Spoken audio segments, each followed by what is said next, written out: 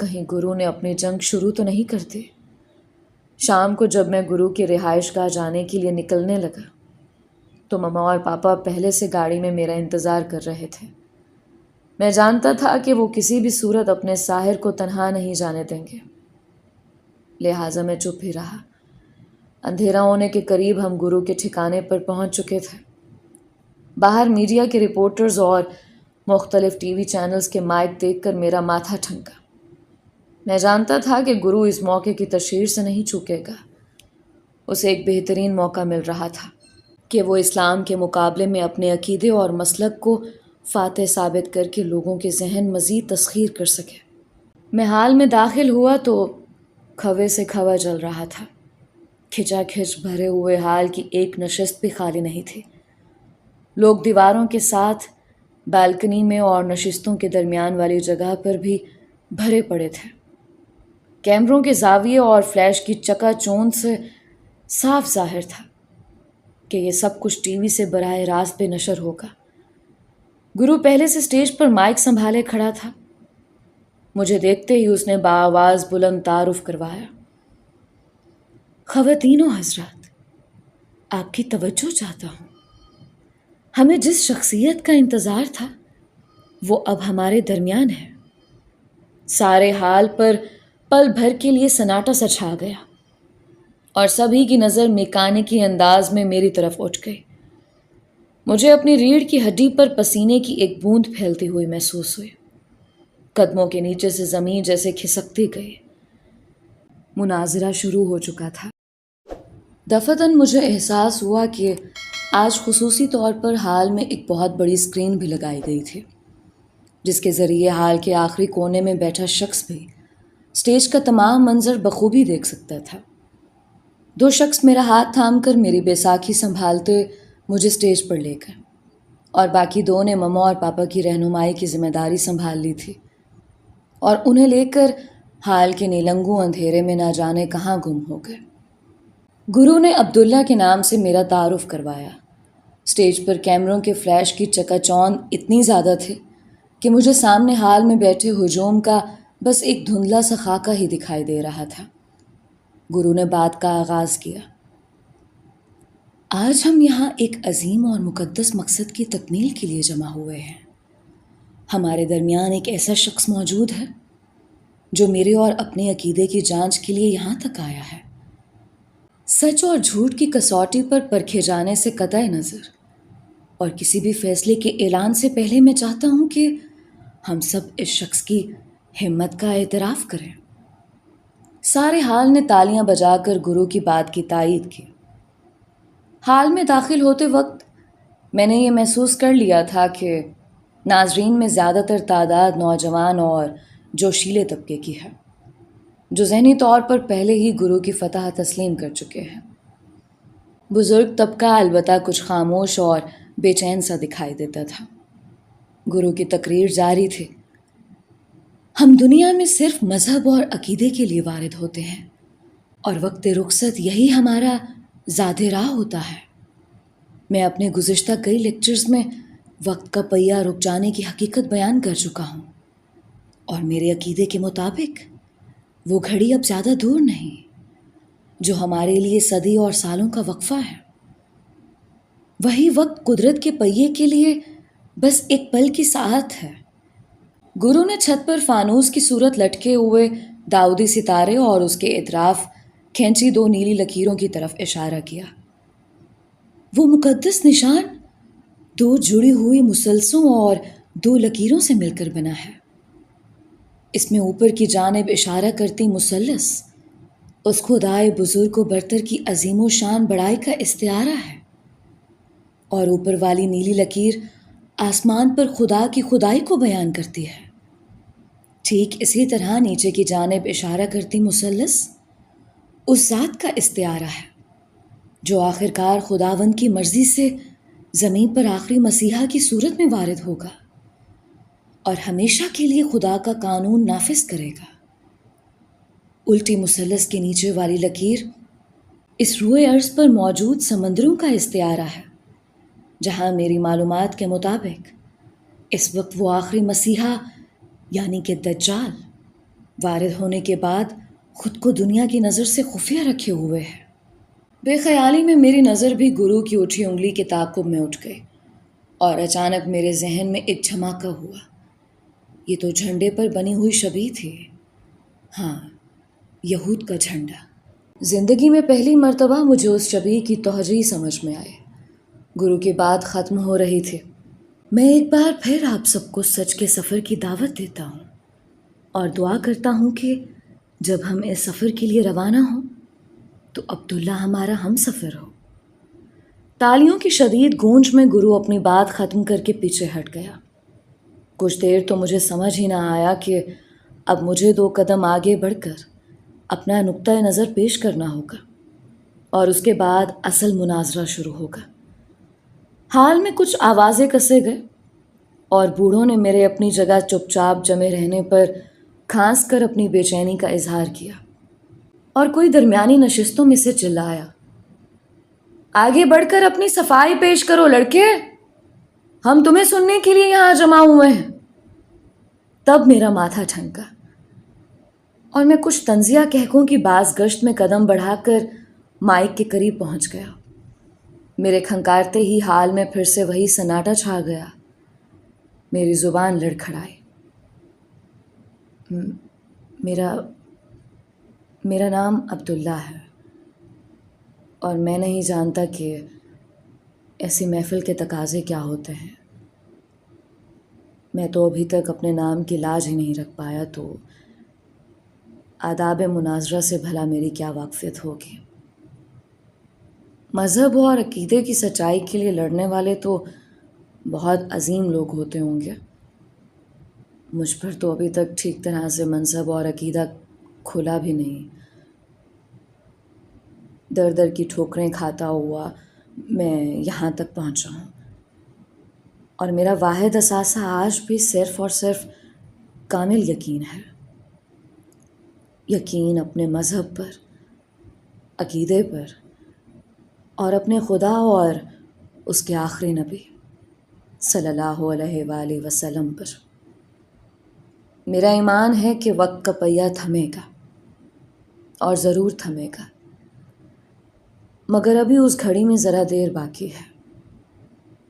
میرا آخری مسیحا ابھی تک آسمانوں میں ہے، اور وہ تب زمین پر بھیجا جائے گا جب اسے صلیب پر سے زندہ اٹھا لینے والا میرا مالک حکم دے گا۔ مجھے بھی اس آخری جنگ کا پورا یقین ہے، البتہ میرا فاتح کوئی اور مسیح ہے۔ آسمانوں، زمینوں اور سمندروں کا مالک بس وہی میرا اللہ ہے، جو یہاں موجود ہر بندے کا خدا ہے۔ میں نے اپنی بات ختم کی تو پورے حال میں ایک تالی کی گونج بھی نہیں تھی۔ پھر ایک کونے سے کسی شخص کا ہیولہ اپنی جگہ سے کھڑا ہوا اور تالی بجنے کی آواز ابھری۔ کوئی بھرائی ہوئی آواز میں زور سے بولا، جیتے رہو ساحر، مجھے تم پر فخر ہے۔ اور پھر پاپا کی تالیوں کی آواز میں ماما کے ہاتھ بھی شامل ہو گئے۔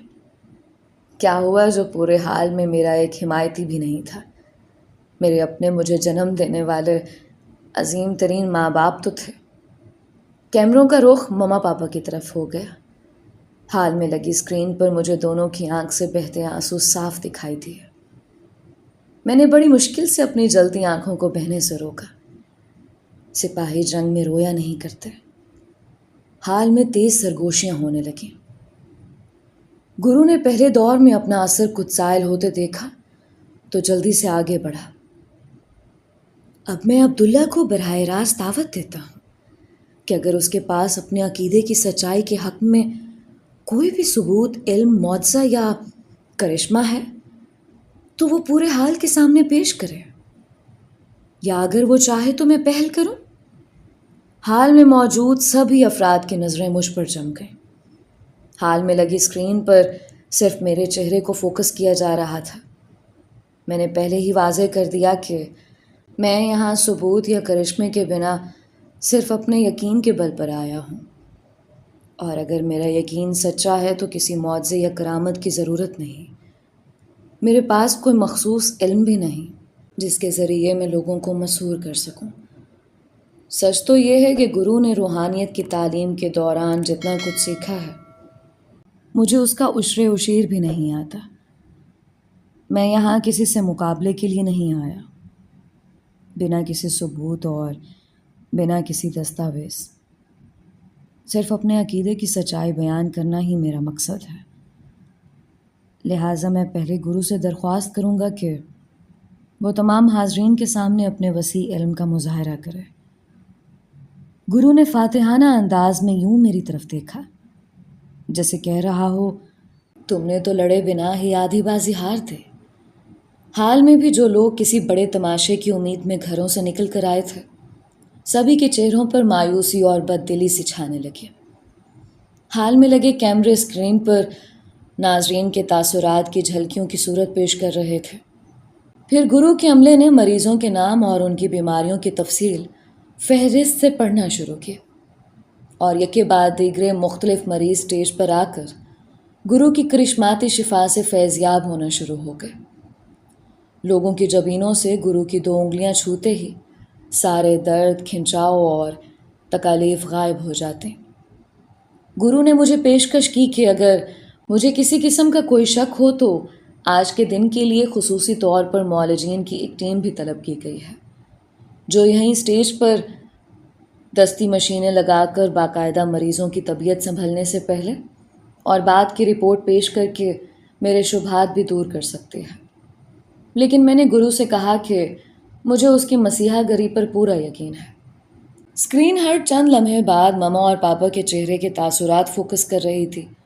دونوں کے چہروں پر مجھے رفتہ رفتہ شدید پریشانی کے آثار نمایاں ہوتے نظر آنے لگے تھے۔ دنیا کے کوئی بھی والدین اپنے نالائق ترین بچے کو بھی یوں بھری دنیا کے سامنے شکست کھاتا نہیں دیکھ سکتے، کیونکہ ہر ماں کے لیے اس کا بیٹا دنیا کا سب سے بڑا فاتح ہے، اور ہر باپ کے لیے اس کا لخت جگر سب سے زیادہ کامیاب ہوتا ہے۔ لیکن حال کی لمحہ بہ لمحہ بدلتی صورت میرے والدین کو کچھ اور ہی آئینہ دکھا رہی تھی۔ حال کے بڑے بڑے روشن دانوں سے باہر برف کے گالے گرتے نظر آ رہے تھے۔ جب میں چھوٹا تھا، میں اور میرے دوست کوئٹہ جیسے پہاڑی علاقوں میں گزارے اپنے بچپن کے دسمبر کے دوران ان برفیلی شاموں میں گھنٹوں سر جوڑے بیٹھ کر یہ سوچا کرتے تھے کہ آخر اللہ میاں نے صرف ہمارے محلے پر برف برسانے کے لیے کتنے فرشتوں کی ڈیوٹی لگا رکھی ہوگی، اور فرشتے آخر کیسے اتنی بہت سی برف اکٹھی کر کے بوریوں میں بھر بھر لاتے ہوں گے اور پھر کسی بہت بڑی چھلنی سے چھان کر ہم پر گراتے ہوں گے۔ ہم ان دودھیا بادلوں ہی کو فرشتوں کی بوریاں سمجھتے تھے، جسے وہ اپنی پیٹھ پر لادے رات بھر آسمان پر ڈھویا کرتے تھے۔ جانے وہ میرے بچپن کے دوست اور وہ بادلوں کی بوریاں ڈھوتے معصوم فرشتے اب کہاں ہوں گے۔ میں اسی سوچ میں گم تھا کہ گرو کی آواز نے مجھے پھر سے اسی حال میں پہنچا دیا۔ وہ آخری مریض کو شفا یاب کرنے کے بعد اب مجھے دعوت دے رہا تھا۔ تب عین اسی وقت میں نے ایک اور فرشتے کو حال میں داخل ہوتے دیکھا۔ وہ فرشتہ بھی میرے لیے کچھ ڈھو کر لایا تھا، اور میرے دل کی دھڑکن آج بھی اتنی ہی تیز ہو گئی جتنی کبھی برف کے پہلے گالے کو پلکوں پر ٹھہرانے سے ہوتی تھی۔ ہاں، وہ ایمی ہی تھی جو میری درخواست پر نہ جانے کس مشکل سے ویل چیئر پر بیٹھے پیٹر کو اتنی خراب طبیعت کے باوجود اس حال تک لانے میں کامیاب ہو گئی تھی۔ حال کے سناٹے میں ویل چیئر کے پہیوں کی آواز گونجی تو سبھی کیمروں کا رخ پیٹر اور ایمی کی جانب ہو گیا۔ گرو نے بھی چونک کر ایمی کی جانب دیکھا اور جلدی سے عملے کو اس کی مدد کا اشارہ کیا۔ چند لمحوں بعد ایمی پیٹر سمیت اسٹیج پر موجود تھے۔ میرا دل کچھ ایسی تیزی سے دھڑک رہا تھا جیسے ابھی پسلیوں کی دیوار توڑ کر باہر نکل آئے گا۔ حال میں پھر سے سرسراہٹیں ہونے لگیں۔ گرو کی سوالیہ نگاہیں مجھ پر گڑی تھیں۔ میرے لب کھلے۔ میں گرو کے علم کا پہلے ہی اعتراف کر چکا ہوں، اور میرے پاس کوئی دلیل نہیں ہے جسے گرو کے اس علم کی کسی ساخت یا قسم پر تبصرہ کروں، کیونکہ اگر یہ ٹیلی پیتھی یا ہپناٹزم کی کوئی بھی شاخ ہے تو بہرحال لوگ اس سے مستفید ہو رہے ہیں۔ میرے گرو سے صرف اتنی درخواست ہے کہ وہ اس نڈھال لڑکی کو بھی شفا یاب کرتا جس کے جسم میں تازہ خون بننا بند ہو چکا ہے۔ یہ گھائل لڑکا پیٹر خود گرو کا بہت بڑا پرستار اور پیروکار ہے، اور گرو کے ساتھ اس کے اگلے دورے پر جانے کا خواہش مند بھی ہے۔ مجھے امید ہے کہ گرو میری یہ درخواست رد نہیں کرے گا۔ گرو کے چہرے پر پیٹر کے حال میں آنے پر جو کرخت تاثر ابھرا تھا، اب وہ ایک مسکراہٹ میں تبدیل ہو چکا تھا۔ اس نے مجھے یوں دیکھا جیسے بڑے بچوں کی کسی شرارت پر تنبیہ کرنے کے لیے دیکھتے ہیں۔ وہ بولا، میں عبداللہ کو پہلے بھی یہ بات کافی وضاحت کے ساتھ بتا چکا ہوں کہ روحانیت انسان کو ان بیماریوں سے شفا یاب کرنے کا نام ہے جو کسی روحانی پیچیدگی کی وجہ سے پیدا ہوتی ہے۔ ایسے میں بھی انسان بظاہر کسی طبی بیماری کا شکار تو نظر آتا ہے، مثلاً درد، بخار، جسم کی معذوری، فالج کے اثرات، دل کی بیماریاں، ذہنی کشیدگی، جگر کی پراگندگی، بصارت و سماعت کا متاثر ہونا، یا پھر معدے کے امراض وغیرہ۔ لیکن اصل میں ان تمام بیماریوں کی اصل وجہ انسان کے جسم کے اندر موجود روح کا گھائل ہونا یا روح کی بغاوت ہے۔ روحانی علم سے ہم ایسی ہی بیماریوں کا علاج کرتے ہیں، اور روح کے مندمل ہوتے ہی جسم کی بیماری خود بخود دور ہو جاتی ہے۔ لیکن روحانی علاج کے ذریعے ہم خاص الخاص صرف جسمانی بیماریوں کو فوری رفع نہیں کر سکتے۔ مثلاً اگر کوئی حادثہ، جسم سے چوٹ کی صورت میں خون بہنا، کسی جسمانی بیماری کی وجہ سے اندرونی اعضاء کی ٹوٹ پھوٹ، ایسی صورت میں پہلے مریض کو فوراً جسمانی طبی علاج کی طرف متوجہ کیا جاتا ہے۔ ہاں، البتہ ایسی صورت میں روحانیت اپنا کردار ضرور ادا کرتی ہے۔ پیٹر کی بیماری بھی خاص ایک جسمانی بیماری ہے، جس میں ہڈیوں کے گودے کے پورا کام نہ کرنے کی وجہ سے جسم میں سرخ خلیوں کی پیدائش ختم ہونے کے قریب ہے۔ یہ بیماری بھی ایک چوٹ کا نتیجہ ہے، اور پیٹر جانتا ہے کہ گزشتہ 3 ماہ کے طبی علاج سے کہیں زیادہ اس کا دار و مدار میرے روحانی علاج پر ہی ہے۔ آج بھی میں روحانی عمل کے ذریعے پیٹر کی روح کو اس حد تک ضرور منتقل کر دوں گا کہ وہ اس ابتر حالت سے باہر نکل آئے اور پھر سے کچھ دن اپنی زندگی بنا کسی روحانی درد اور تکلیف کے گزار سکے۔ ہاں، البتہ اس کا طبی علاج جاری رہے تو مجھے امید ہے کہ پیٹر آخر کار اس بیماری سے چھٹکارا پا ہی لے گا۔ گرو نے زیر لب کچھ پڑھنا شروع کیا اور وقفے وقفے سے اپنی 2 انگلیاں پیٹر کے ماتھے پر رکھ کر پھونکتا رہا۔ چند لمحوں بعد ہی پیٹر کی حالت میں بہتری کے آثار نمایاں ہونے لگے۔ حال میں لگی برقی اسکرین پر پیٹر کا چہرہ اور لرزتی دھیرے دھیرے کھلتی پلکوں کا منظر واضح تھا۔ گرو اب اپنی آنکھیں بند کر کے مکمل ارتکاز کرتے ہوئے بنا لب ہلائے پیٹر کی روحانی مسیحا گری میں مشغول تھا۔ میں نے آج تک جتنی مرتبہ پیٹر کو دیکھا تھا، جانے کیوں ہر مرتبہ وہ مجھے کسی سحر کے زیر اثر دکھائی دیا۔ ٹیلی پیتھی اور ہپناٹزم بھی تو جادو کی قسم ہے۔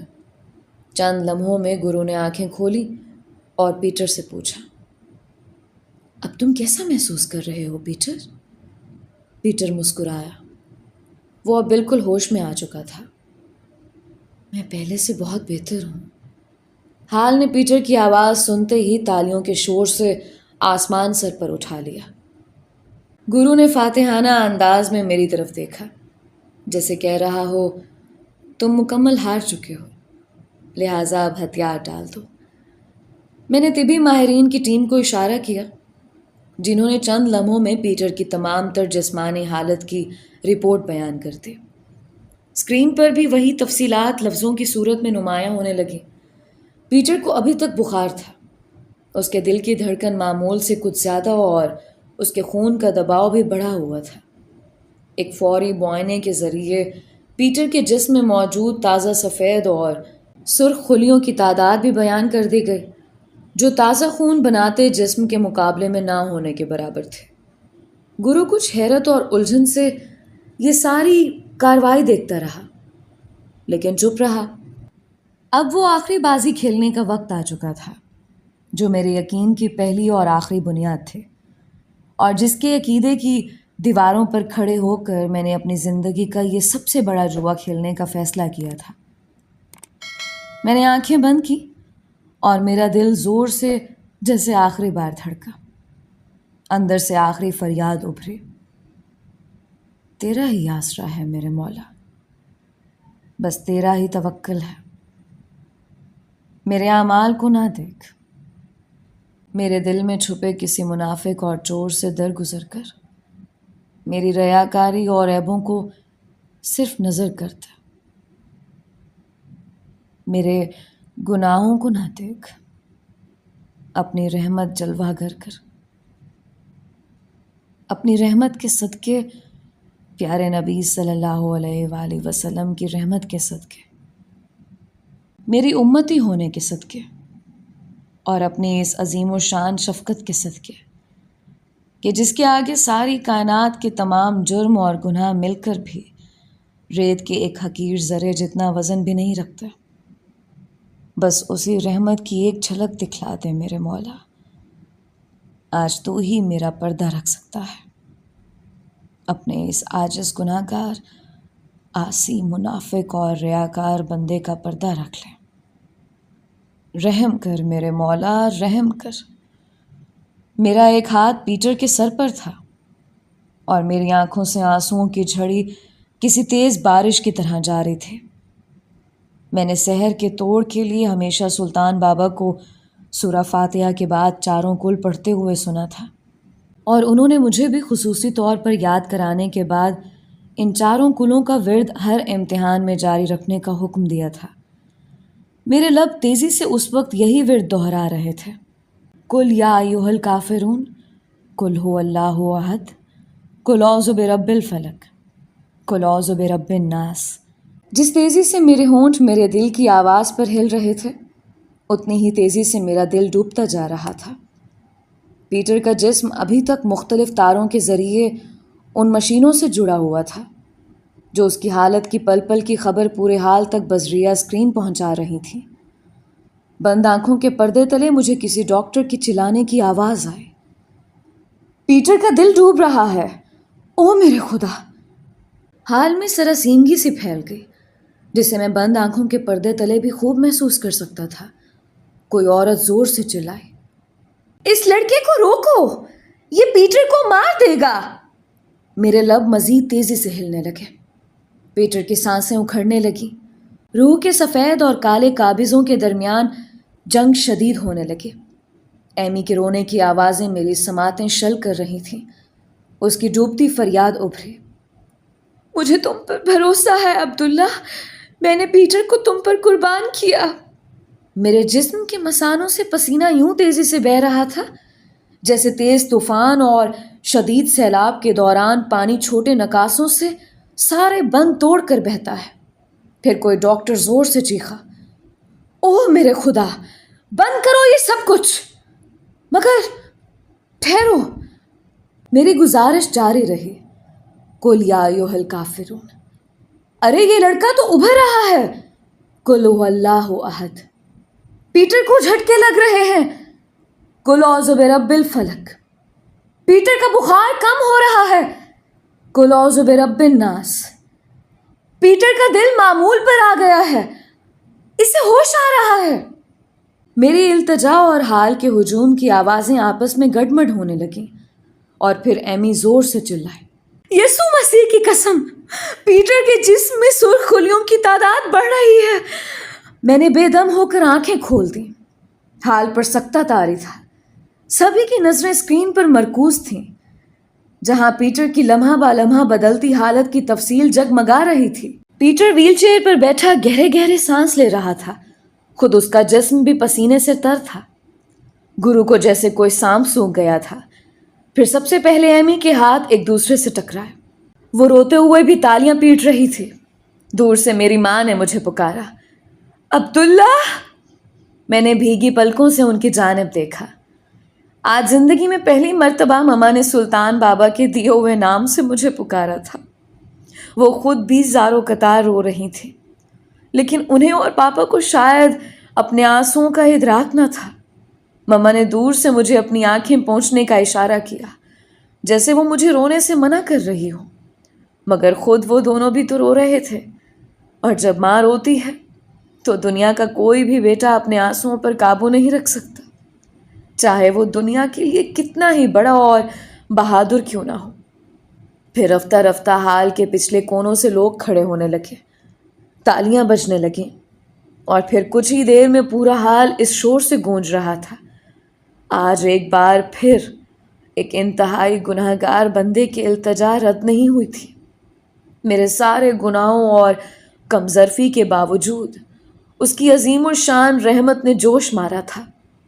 ڈاکٹر دوڑ دوڑ کر پیٹر کا معائنہ کر رہے تھے، اور خود پیٹر بھی بھیگی پلکیں لیے حیرت زدہ سا گم کھڑا تھا۔ ایمی کبھی اسے اپنے ساتھ لپٹاتی اور کبھی میرا ماتھا چومتی۔ مما سے رہا نہ گیا اور وہ دوڑ کر میرے پاس چلی آئیں۔ پپا بھی ان کی تکلیف میں اسٹیج پر چڑھ آئے تھے۔ حال میں کان پڑی آواز سنائی نہیں دے رہی تھی۔ کیمروں کے زاویے، فلیش کی چکا چوند، ٹی وی اور اخبار کے رپورٹرز کے بڑھتے مائک، بیک وقت سینکڑوں سوال، لیکن میرے پاس کوئی جواب نہیں تھا۔ میں اس قابل بھی کب تھا کہ کسی کو کوئی جواب دے سکتا؟ میں تو خود ایک سوال تھا، سراپا اس سوال۔ آج ایک بار پھر ثابت ہو گیا تھا کہ اس کی رحمت ہمارے گناہوں سے متصل نہیں، بس یقین کی حد لامحدود ہونی چاہیے، اور رحمت طلب کرتے لمحے دل کو اتنا ہی عاجز، پاک اور منافقت و ریا سے مبرہ ہونا چاہیے جتنا کسی معصوم بچے کا دل دعا کے لیے ہاتھ اٹھاتے وقت ہوتا ہے۔ اگر مجھ جیسے نالی کے کیڑے کے لیے اس کی رحمت کی یہ وسعت تھی، تو پھر نیک اور پاک باز بندوں کے لیے یہ ابر کس قدر وسیع ہوگا۔ میری عقل اسے ناپنے سے عاجز تھی۔ میں نے ہاتھ اٹھا کر بامشکل حال کو خاموش رہنے کی التجا کی۔ کافی دیر بعد شور تھما، میری آنسوؤں سے لرزتی آواز ابھری، شروع اللہ کے نام سے جو نہایت مہربان اور رحیم ہے۔ سب تعریفیں اسی اللہ کے لیے ہیں جو ہم سب کا مالک اور پالنے والا ہے، جس نے آج اپنے اس عاجز، گناہگار اور ناکارہ انسان کی فریاد کی لاج رکھی۔ یہ کسی کی ہار ہے اور نہ کسی کی جیت، یہ تو بس ایک اشارہ ہے، فلاح کی جانب بڑھنے کا اشارہ، خود اپنا راستہ طے کرنے کا اشارہ۔ یہ کوئی معجزہ ہے، نہ کوئی کرشمہ، یہ بس اس کی بے کراں رحمت کی چھوٹی سی ایک بوند ہے، اور اس کی نعمت ہمیں دن رات یوں تلاش کرتی ہے جیسے اندھیرے کی تلاش میں روشنی کے جگنوں۔ اور یہ رحمت اور اس کا کرم کسی ایک انسان کے جسم میں خون کے چند خلیے بڑھ جانے سے کہیں زیادہ اور عظیم تر ہے۔ میرا مذہب صرف سلامتی ہے، اور سارے زمانوں کے لیے ہے، اور میرا پیغام آپ سب کے لیے ہے، بس یہی رحمت ہے۔ خدا ہم سب کو اس رحمت کا سایہ نصیب کرے۔ میں اپنی بات ختم کر کے مما، پاپا اور ایمی کو لیے اسٹیج سے اترا تو میرے باہر نکلنے کے تمام راستے مسدود ہو چکے تھے۔ ہجوم بے قابو ہو رہا تھا۔ میں نے اپنی روتی ہوئی ماں کا سر اپنے کاندھے سے لگا رکھا تھا۔ پاپا لوگوں سے درخواست کر کے راستہ بنا رہے تھے۔ اچانک میں اور گرو آمنے سامنے آ گئے۔ اس کی آنکھیں سرخ اور آواز دبی ہوئی تھی۔ تم نے میری برسوں کی بنی ساکھ اور محنت برباد کر دی۔ آج تمہیں بتانا ہوگا کہ تم کون ہو۔ میں نے دکھ اور حیرت سے اس گمراہ کو دیکھا۔ شاید دلوں کو آہنی پردوں سے ڈھک دیے جانے کی ایک مثال میرے سامنے کھڑی تھی۔ گرو نے پھر اپنا سوال دہرایا۔ اس مرتبہ اس کا انداز ہجانی تھا۔ خدا کے لیے مجھے بتاؤ تم کون ہو؟ میں نے ایک لمحے کا توقف کیا۔ عبداللہ، اللہ کا بندہ۔ گرو اپنی جگہ جمع رہ گیا اور ہم اسے ہٹا کر ہال سے باہر نکل آئے۔ باہر گرتی برف تیز ہو چکی تھی۔ لندن کی سڑکیں پھر سے دوبارہ برف سے ڈھک چکی تھیں۔ چوراہوں پر میں نے بہت سے لوگوں کو اونچی عمارتوں پر لگی برقی اسکرینوں کے نیچے کھڑے حال میں ہوئی کارروائی پر بحث کرتے دیکھا۔ ہسپتال میں پہنچنے سے پہلے شاید ہماری خبر پہنچ چکی تھی، اسی لیے ڈاکٹر البرٹ سمیت بہت سا عملہ استقبالیہ پر ہماری راہ تک رہا تھا۔ پاپا نے میری بیساکھیاں جانے کہاں پھینک دی تھیں اور میرا سارا بوجھ اپنے جسم پر سنبھالے ہوئے تھے۔ ایمی کو جیسے پر سے لگے ہوئے تھے اور وہ بھاگ بھاگ کر سب کو ہدایات دے رہی تھی۔ ہمارے اپنے کمرے میں پہنچنے سے قبل ہی عملے کی ایک نرس تیزی سے چلتی ہوئی میری جانب بڑھی۔ اس کے ہاتھ میں ایک کاغذ تھا۔ آپ کے ملک سے آپ کے لیے ضروری فیکس آیا ہے، اس پر ارجنٹ کی مہر بھی لگی ہوئی ہے۔ پاپا نے جلدی سے کاغذ لے کر اس پر نظریں دوڑائیں۔ جس اسپتال میں سلطان بابا داخل ہیں وہاں سے خبر آئی ہے، ان کی حالت ابتر ہے۔ تمہیں جلد از جلد ملک واپس پہنچنے کی تاکید کی گئی ہے۔ میرا جسم بے جان سا ہونے لگا۔ میں نے پاپا سے التجا کی، کل صبح کی فلائٹ سے میں واپس جانا چاہتا ہوں، اس بار میرے التجا رد نہ کیجیے گا۔ پاپا نے گہری سی سانس لی، اور اگلے روز ہم ڈاکٹر البرٹ کے 1000 منع کرنے کے باوجود ہیتھرو ایئرپورٹ کے ٹرمینل پر موجود تھے۔ گاڑی سے اترتے ہی میری پہلی نظر جس شخص پر پڑی وہ گرو تھا۔